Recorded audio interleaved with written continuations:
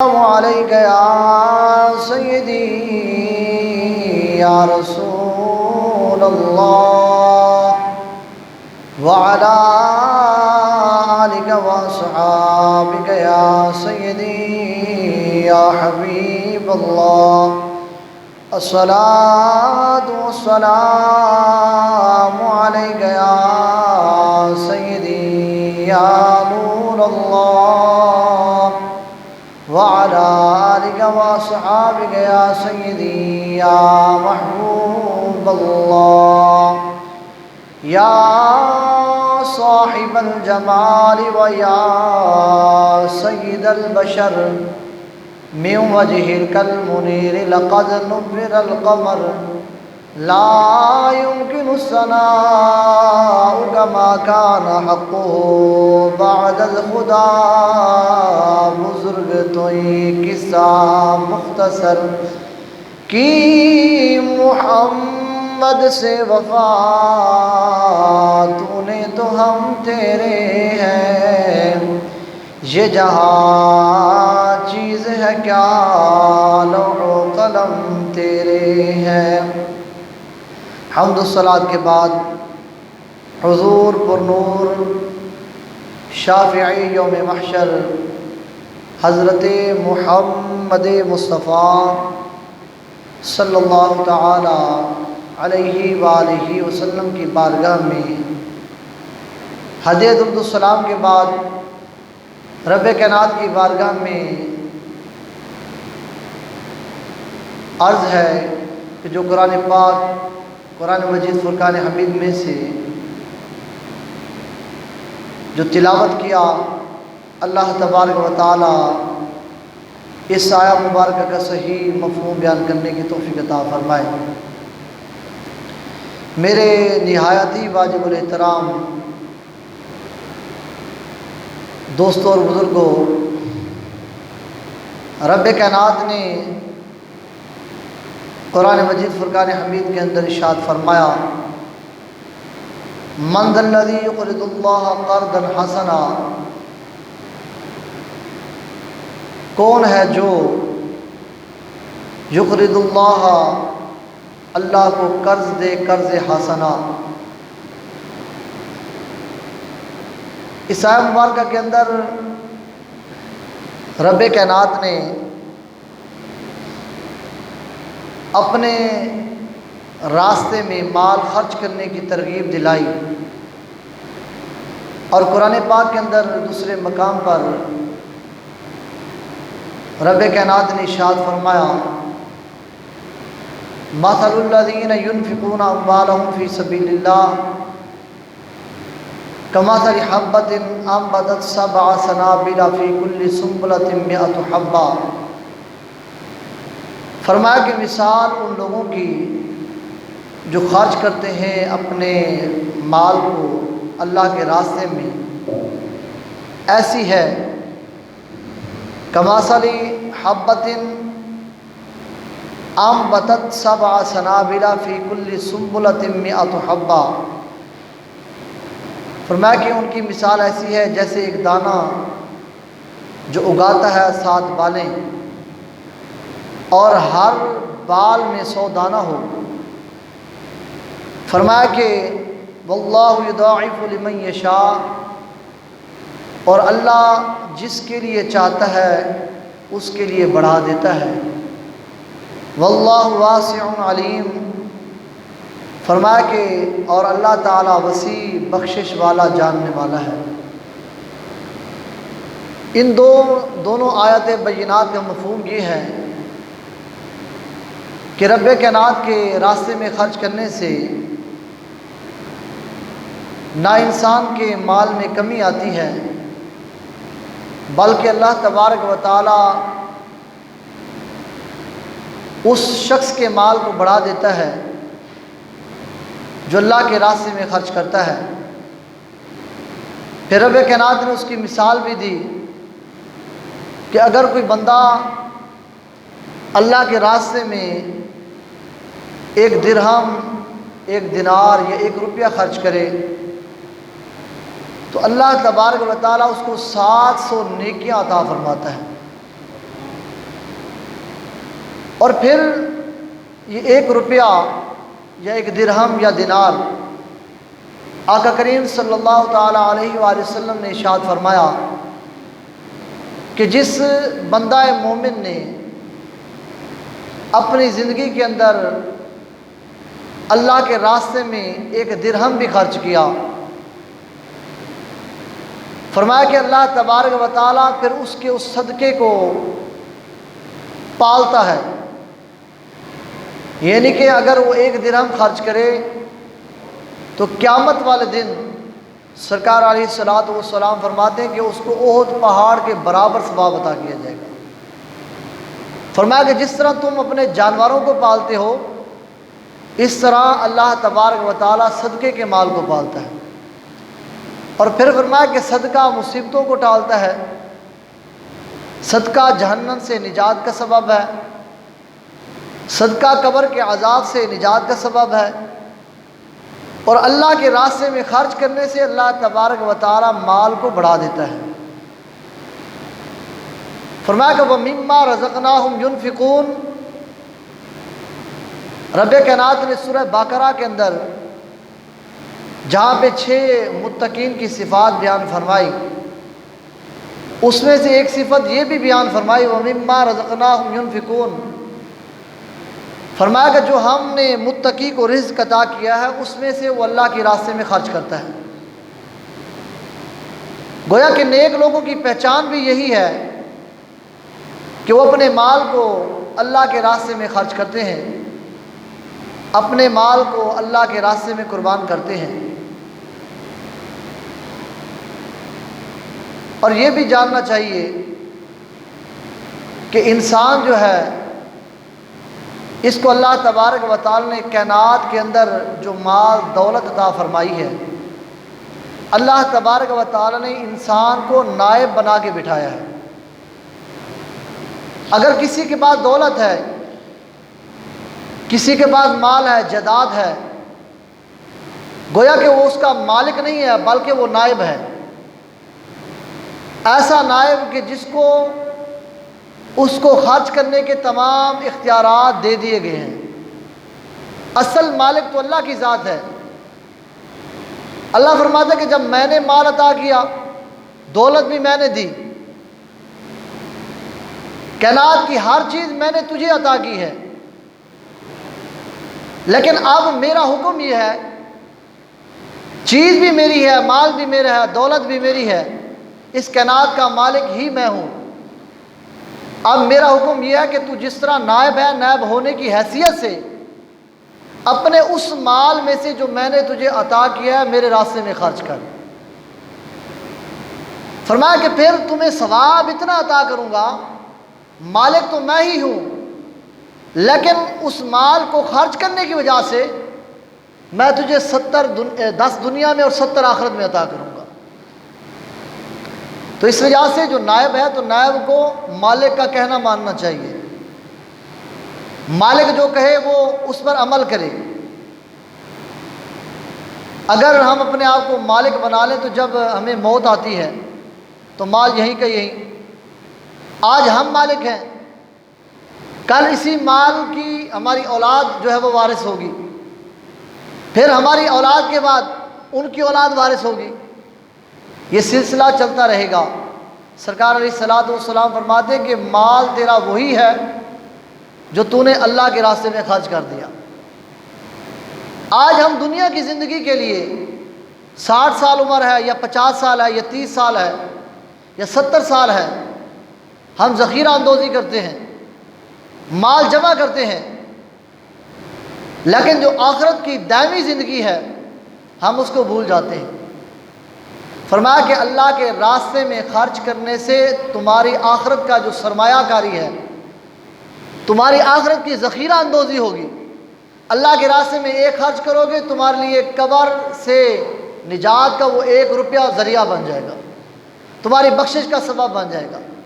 حضور نبی کریم صلی اللہ تعالیٰ علیہ وآلہ وسلم کے مدنی دور کے اندر ایک یتیم بچہ تھا جس کا ایک باغ تھا کھجوروں کا، اور ساتھ ہی ایک ایسے شخص کا باغ تھا کہ جس کی کھجوروں کی کچھ شاخیں اس یتیم بچے کے باغ میں تھی اور یتیم بچے کی کچھ کھجوروں کی شاخیں اس شخص کے باغ میں تھی۔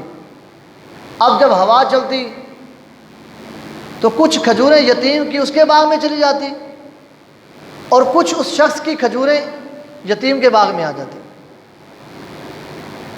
اب جب یہ معاملہ ہوا تو اس یتیم نے یہ سوچا کہ کیوں نہ درمیان میں ہم دیوار کر دیں تاکہ جو اس کی کھجوریں ہیں وہ اس کے پاس رہیں، جو میری ہیں وہ میرے پاس رہیں۔ اب اس نے یتیم نے دیوار کرنا شروع کی۔ جس وقت وہ شاخوں کے قریب پہنچا، دیوار کچھ اونچی ہو گئی، تو اس نے مالک کو کہا کہ مالک، یا تم اپنی کھجور کی شاخیں کاٹ دو یا پھر یہ کھجور مجھے فروخت کر دو، مجھے بیچ دو، کیونکہ میں یہاں پہ دیوار بنانا چاہتا ہوں۔ اب مالک جو تھا وہ تکبر کرنے والا تھا، ذرا اور ذہن کا مالک تھا۔ اس نے کہا بھائی نہ تو میں نے شاخیں کاٹنی ہیں اور نہ ہی میں نے کھجور بیچنی ہے۔ اب جس وقت اس بچے نے بار بار اصرار کیا، وہ شخص نہ مانا، تو وہ سرکار علیہ الصلوۃ والسلام کی بارگاہ میں پہنچ گیا۔ عرض کی آقا، میں اس شخص کو قیمت دینے کے لیے بھی تیار ہوں اور نہ یہ شخص کھجور کی شاخیں کاٹنے کے لیے تیار ہے اور نہ ہی یہ کھجور بیچنے کے لیے تیار ہے۔ میں یہ چاہتا ہوں کہ میری کھجور میری سائڈ پہ رہے، اس کی کھجور اس کی سائڈ پہ رہے۔ سرکار علیہ الصلوۃ والسلام اس شخص کو بلایا۔ سرکار نے پوچھا کہ یا تم اس کھجور کی شاخیں کاٹ دو یا پھر اس بچے کو اپنی کھجور فروخت کر دو۔ اس نے کہا بھئی نہ تو میں نے یہ کھجور فروخت کرنی ہے اور نہ ہی میں نے اس کی شاخیں کاٹنی ہے۔ سرکار علیہ الصلوۃ والسلام نے دوبارہ اپنی بات دہرائی۔ 3 مرتبہ آقا کریم صلی اللہ تعالی علیہ وآلہ وسلم نے بات دہرائی۔ سرکار نے فرمایا یا تو کھجور اس کو فروخت کر دو یا پھر اپنی شاخیں کاٹ لو۔ جب تیسری بات آقا کریم صلی اللہ تعالی علیہ وآلہ وسلم نے فرمایا تو وہ شخص نہ مانا۔ سرکار نے ساتھ یہ شرط لگا دی، اگر تم نے یہ کھجور بیچ دی یا اس کی شاخیں کاٹ دی تو میں تمہارے ساتھ جنت کے اندر ایک باغ کا وعدہ کرتا ہوں، جنت میں ایک باغ تجھے لے کر دوں گا۔ اب جس وقت اس ہٹ دھرم آدمی کو یہ ملی آفر، لیکن پھر بھی یہ راضی نہ ہوا۔ ادھر سرکار علیہ الصلوۃ والسلام کے صحابہ میں سے حضرت دحدہ رضی اللہ تعالیٰ عنہ کھڑے ہو گئے۔ آقا مجھے بھی اللہ نے باغ عطا کیا ہے، میرے باغ کے اندر 600 کھجوریں موجود ہیں اور وہ جو کھجوریں ہیں وہ اتنی قیمتی ہیں کہ پورے مدینے کے اندر میرا باغ بھی مشہور ہے، میری کھجوریں بھی مشہور ہیں۔ اور پھر عرض کرتے ہیں آقا میرے باغ کی خاصیت یہ ہے کہ ہر بندہ مدینے کا تاجر مجھ سے کھجوریں خریدنا چاہتا ہے اور اس کے اندر جو درخت ہیں وہ بھی بڑے قیمتی ہیں، اس کی کھجوریں بھی بڑی قیمتی ہیں۔ اور پھر عرض کرنے لگے آقا اس میرے باغ کے اندر میرا گھر بھی ہے، میرے بچے بھی وہاں پہ موجود ہیں، 600 درخت کا مالک میں ہوں۔ سرکار نے فرمایا ابو دادا میں نے تم سے کچھ باغ کے بارے میں پوچھا تو نہیں، وجہ کیا ہے وضاحت کرنے کی؟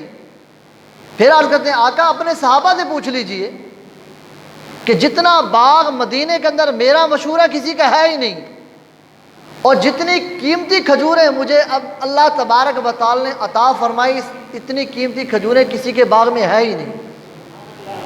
سرکار فرماتے ہیں دادا میں نے تو تمہارے باغ کے بارے میں پوچھا ہی نہیں، تمہارے باغ کی بات ہی نہیں ہے، بات تو یتیم کے باغ کی ہے، بات تو یتیم کے کھجور کی ہے کہ وہ اپنے باغ کے درمیان میں دیوار کرنا چاہتا ہے لیکن یہ شخص مانتا نہیں ہے، اور تم نے اپنے باغ کی وضاحت کیوں کی؟ عرض کرتے ہیں آقا میں نے اس وجہ سے وضاحت کی کہ جو شرط آپ نے اس کے لیے رکھی ہے وہ میرے لیے بھی رکھ لیں۔ سرکار نے فرمایا میں سمجھا نہیں دادا تم کیا کہنا چاہتے ہو؟ آقا میں یہ عرض کرنا چاہتا ہوں کہ آپ میری 600 کھجوروں کے درخت لے لیں، میرا باغ لے لیں، میرا گھر لے لیں اور مجھے جنت کے اندر ایک درخت کی ضمانت عطا فرما دیں اور میرے ساتھ وعدہ کریں کہ میں جنت میں تمہیں ایک درخت لے کر دوں گا سرکار علیہ الصلوۃ والسلام مسکرا پڑے۔ سرکار نے فرمایا دادا تم اللہ کے راستے میں خرچ کرنا چاہتے ہو؟ آقا ہاں آقا میں 600 کھجوروں کے درخت اللہ کے راستے میں دینا چاہتا ہوں۔ ادھر سرکار مسکرائے، حضرت دادا نے 600 کھجوروں کے درخت جو ہے سرکار کی بارگاہ میں پیش کر دی۔ سودا طے ہو گیا کہ اب ہمارا وعدہ ہے تمہارے ساتھ کہ جنت میں ہم تمہیں اس باغ کے بدلے میں اللہ سے جنت کا باغ لے کر دیں گے۔ ادھر ابو دادا وہاں سے گھر سے سرکار کے جو وہ دربار سے نکلتے ہیں، مسجد نبوی سے نکلتے ہیں، اپنے گھر کی طرف جاتے ہیں، اپنے باغ کے دروازے پہ کھڑے ہو جاتے ہیں اور وہیں سے آواز دیتے ہیں کہ دادا کی امی باہر آ جا اور بچوں کو بھی ساتھ لے کر باہر آ جا۔ وہ کہتی ہیں اے میرے سردار کیا ہوا، وجہ کیا بنی، باہر آنے کو کیوں کہہ رہے ہیں آپ؟ کہنے لگے کہ میں نے یہ درخت یہ جو باغ ہے 600 کھجوروں کا جو باغ ہے میں نے اس کو فروخت کر دیا، میں نے بیچ دیا۔ عورتوں کی عادت ہوتی ہے، کہنے لگی کہ آقا یہ آپ نے کتنی قیمت لی ہے اس کی؟ آپ نے جو اتنا جو قیمتی باغ ہے کہ جس طرح کا باغ مدینہ منورہ کے اندر ہے ہی نہیں، اور اتنا قیمتی باغ کون سا تاجر ہے کہ جس نے آپ کے جو ہے باغ کی قیمت ادا کی ہے؟ مدینے کے اندر تو کوئی ایسا تاجر ہے ہی نہیں جو آپ کے باغ کی قیمت ادا کرے۔ تو آپ کہنے لگے کہ دادا کی امی میں نے اللہ کو بیچ دیا ہے، میں نے یہ باغ اللہ کے راستے میں دے دیا ہے۔ تو وہ خوش ہوئی کہ آج آپ نے بڑا قیمتی سودا کیا ہے۔ اور یہ تھی وہ نیک عورت کہ جو شوہر کا ساتھ دیتی ہے، ورنہ وہ کہتی آج کی اگر عورت ہوتی وہ کہتی تو نے یہ کیا کر دیا، ہمارے رہنے کے لیے یہی گھر تھا، یہی باغ تھا ہمارے لیے خرچ کرنے کے لیے۔ لیکن یہاں پہ اگر صحابی رسول سخی تھے، اللہ کے راستے میں خرچ کرنے والے تھے، تو بیوی بھی سخی تھی۔ اور یہاں تک کہ جب بچوں کو باغ سے نکالا گیا، دادا کی امی نے بچوں کی جیبیں چیک کی، جو جیبوں کے اندر کھجوریں تھی وہ بھی نکال کے باغ کے اندر رکھ دی۔ بچے کہتے ہیں امی جان کھجوریں کیوں نکال رہے ہیں؟ تو حضرت دادا کی بیوی کہتی ہے کہ بیٹا یہ باغ ہم نے اللہ کی بارگاہ میں پیش کر دیا ہے، اب اس کا مالک اللہ ہے، ہم نے اللہ کو دے دیا ہے۔ بچے پوچھتے ہیں امی جان ملا کیا ہے، اس کی قیمت کیا ملی ہے؟ تو پھر وہ باپ بھی ماں بھی بیک زبان کہتی ہے کہ اللہ تبارک و تعالی ہمیں اس کے بدلے میں جنت کے اندر باغ عطا فرمائے گا۔ تو یہ ہے فضیلت اللہ کے راستے میں خرچ کرنے کی۔ تو اللہ کے راستے میں خرچ کرنے سے مال کم نہیں ہوتا۔ یاد رکھنا ہم اسی مال کے مالک ہیں جو ہم اللہ کے راستے میں اپنے ہاتھوں سے خرچ کر کے چلے جائیں۔ یہ نہ ہو کہ جب ہم موت کی چارپائی پہ سو جائیں، روح قبض ہونے والی ہو، پھر ہم آرڈر کریں جناب اتنا صدقہ کر دو، اتنی زکوٰۃ دے دو، اتنا کچھ نکال دو، پھر وارث بھی آپس میں سوچیں یار یہ اگر بانٹ دیا تو ہمیں کیا بچے گا۔ تو زندگی میں ہی خرچ کر کے جائیں، جتنا ہو سکے اللہ کے راستے میں خرچ کریں۔ تو جتنا آپ خرچ کریں گے اللہ کا وعدہ ہے، اگر ہمیں اللہ کی ذات پر یقین ہوتا تو ہم اپنے مال کے ساتھ محبت نہ کرتے، اپنے مال کے ساتھ پیار نہ کرتے۔ ہم اگر پیار کرتے تو اللہ کی ذات کے ساتھ پیار کرتے اور محبوب علیہ الصلوۃ والسلام کی ذات کے ساتھ پیار کرتے۔ ادھر پھر ایک اور صحابی حضرت ابو طلحہ، جس وقت قرآن پاک کی آیت مبارکہ نازل لن تنالوا البر حتی تنفقوا، کہ تم ہرگز نیکی کو نہیں پہنچ سکتے جب تک وہ چیز خرچ کرو جو تمہیں سب سے زیادہ پسندیدہ ہے، جس سے تمہیں زیادہ محبت ہے۔ حضرت ابو طلحہ سرکار کی بارگاہ میں کھڑے ہو جاتے ہیں، آقا میرے پاس بھی ایک باغ ہے بیر روحا جس کا نام ہے، اور یہ بیر روحا جو باغ تھا نا اس کے اندر تھا کنواں، بیر کہتے ہیں کنویں کو، کھو کو۔ سرکار مسجد نبوی سے نکلتے حضرت طلحہ کے باغ میں چلے جاتے اور سرکار جا کر ان کے باغ کے اندر اس کنویں کا پانی نوش فرماتے، پھر طلحہ کے لیے دعائیں فرماتے۔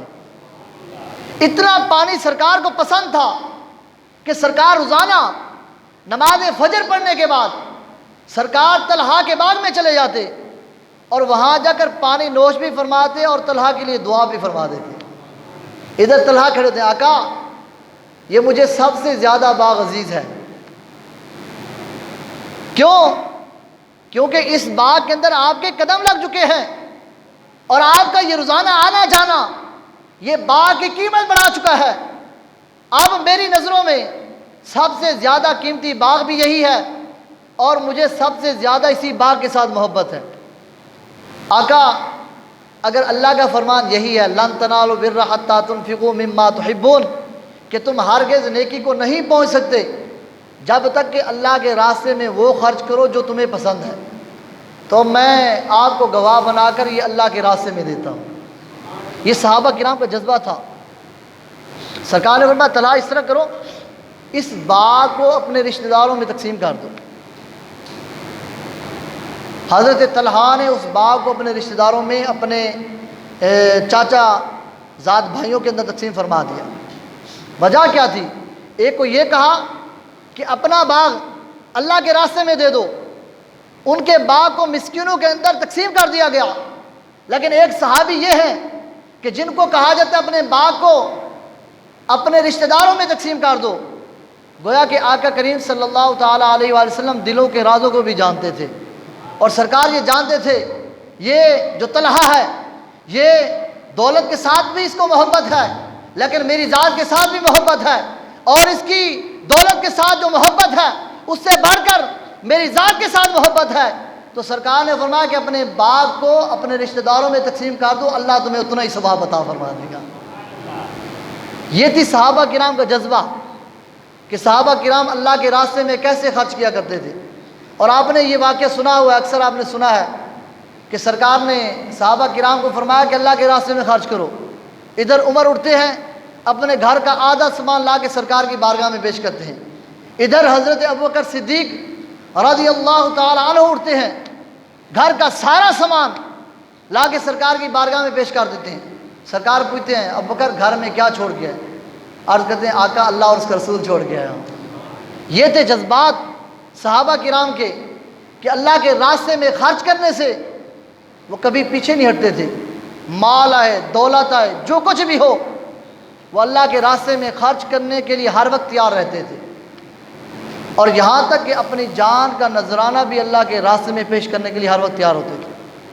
اور آج ہم اگر اپنے آپ کو دیکھیں، ہمیں تو پیسوں کے ساتھ اتنا پیار ہے کہ دل ہی نہیں کرتا اللہ کے گھر میں دے دیں، اللہ کے راستے میں خرچ کر دیں، کسی مسکین کو کھانا کھلا دیں، کسی غریب کی بیٹی کو جہیز لے کر دے دیں، کسی غریب کی بیٹی کی شادی کروا دیں، کسی ہمسائے کا خیال کر لیں، اپنے رشتہ داروں کے اندر نظر دوڑا لیں۔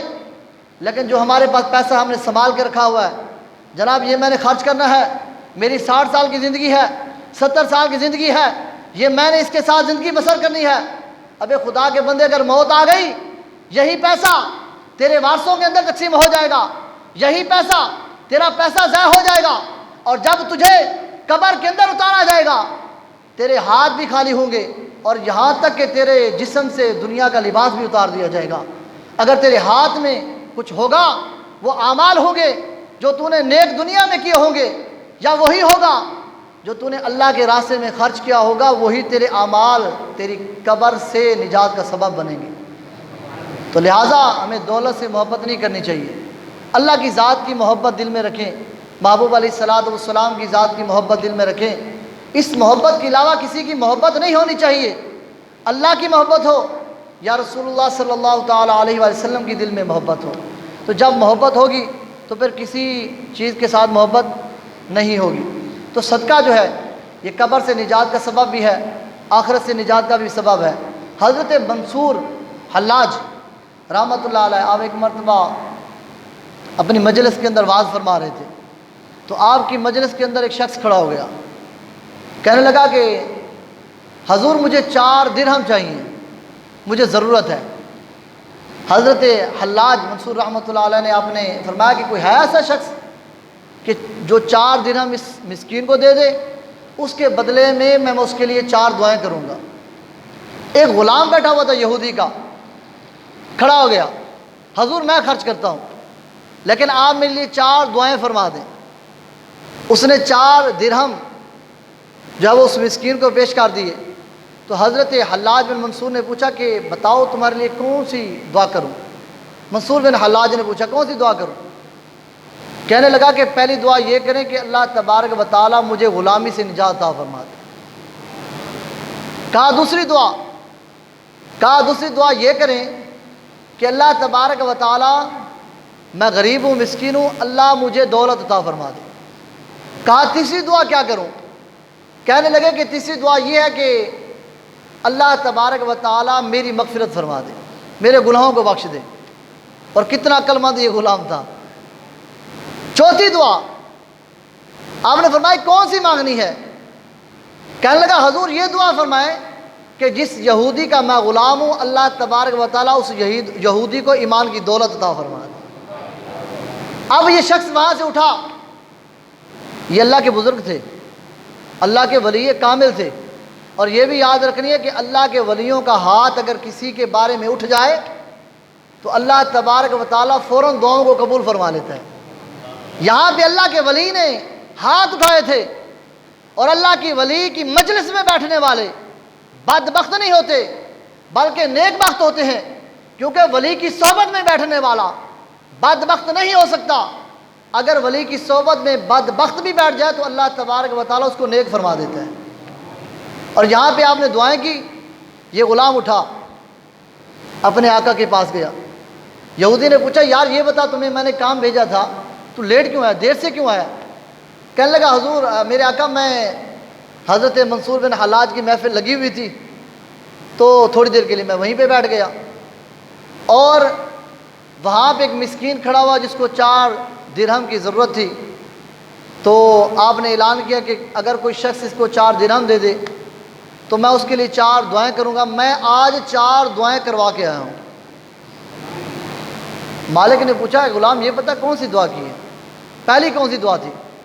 کہنے لگا حضور میں نے یہ دعا کروائی ہے میرے آقا کہ اللہ تبارک و تعالیٰ مجھے اس یہودی یعنی کہ آپ کی غلامی سے مجھے آزادی عطا فرمائے۔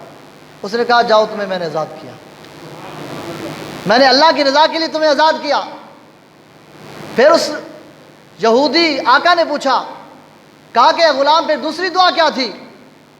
کہا کہ دوسری دعا یہ تھی کہ میں نے ان کو کہا کہ میرے لیے یہ دعا فرمائے کہ میں مسکین ہوں، اللہ تبارک و تعالیٰ مجھے دولت عطا فرما دے۔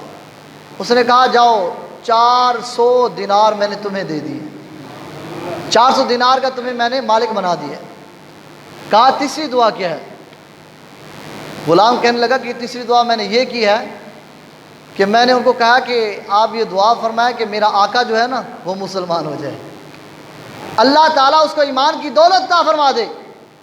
ادھر ابھی غلام نے یہ بات کی تھی، اس نے کہا لو تمہاری تیسری دعا بھی قبول ہوئی، لا الہ الا اللہ محمد رسول اللہ، کلمہ پڑھ کے مسلمان ہو گیا۔ کہنے لگا چوتھی دعا کیا تھی؟ غلام کہنے لگا آقا میں نے یہ دعا کروائی تھی کہ آپ یہ دعا فرمائیں اللہ میری مغفرت فرما دے۔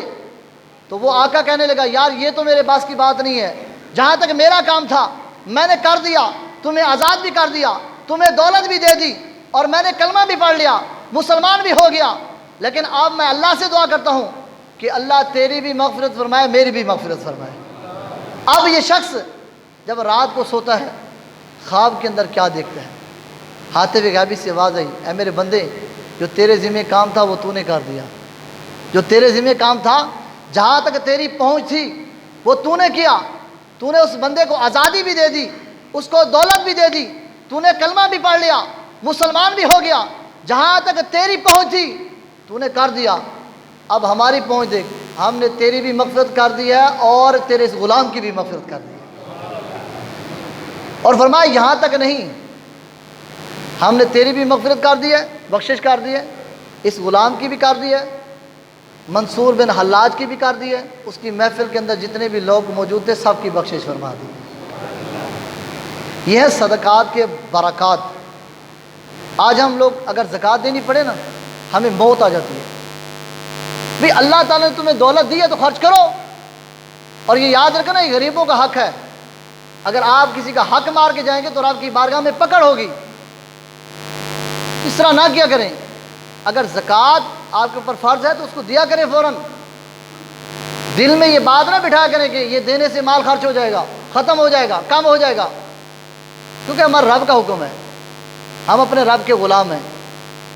تو جس نے ہمیں پیدا کیا، جس نے ہمیں اتنی نعمتیں عطا کی، اور جس کے اتنے کرم ہیں، جس کی اتنی رحمتیں ہیں، اگر ہم اس کی نافرمانی کریں تو پھر تو ہم بندے نہ بنے نا اس کی۔